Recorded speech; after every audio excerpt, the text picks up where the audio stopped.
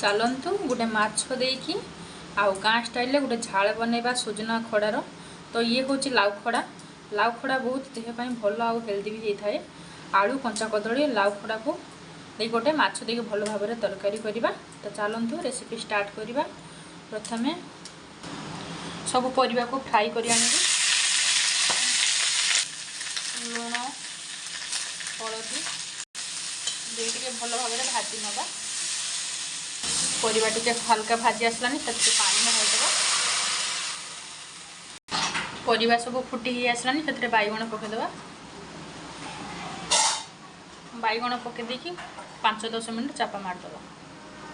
ये मु मसला सब जीरा धनिया शुखला लंका पियाज आ 2टा अदा टिके रसुण और अदा टिके नहीं या भल भाव में बाटी नवा।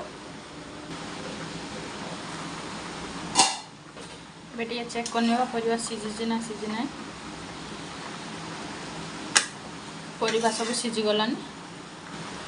एबे सीझा परिवा को गोटे पात्र को ढाई नवा। कढ़ा गरम हो आसलानी से अल्प कि सोरिष तेल ढालदेवा। तेल गरम हो आसलानी से अल्प कंचा लंका 2टा कंचा लंका आ चंदनी को पकईदेवा। बाटिक जो मसला को रखी पकईदेवा।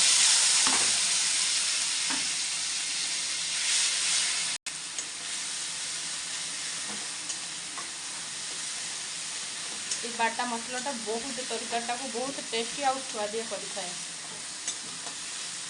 तापर सीझा टमाटोटा पकई ढाकीदेवा। ये मसला कषी हो आसलानी सीझा परिवा गुड़ा को ढालदेवा।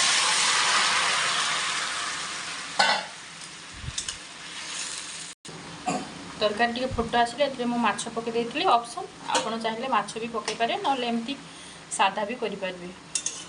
मो पाखे माछ थिला मु माछ पकई देती। आपन चाहिए या भेज रे भी रखिपारे। फुटिया छाड़ीदेवा। एबे तरकारी रेडी हो जाइए। अल्प कि जीरा पाउडर देदेवे। रेडी हो गला आमर स्वादिष्ट परिवा तरकारी। ये रेसिपी जदि आपण मानकु भल लगिला तो लाइक करेंगे कमेंट करेंगे और मो चैनल को सब्सक्राइब करेंगे। रही नमस्कार। जय जगन्नाथ।